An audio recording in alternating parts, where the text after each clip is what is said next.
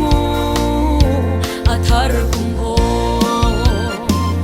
mi khama an chuang e ni him ni chu dot mi le do tu cheu khat na su ni le khar kum ni aliam pin ha ni le kha ba thar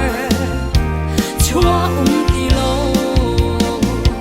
mo kam pha kum thar o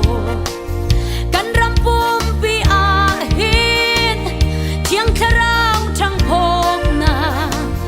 khur tu si sham lo ngak chan ha lom na kum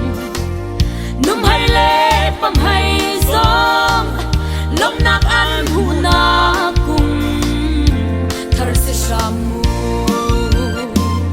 mi khama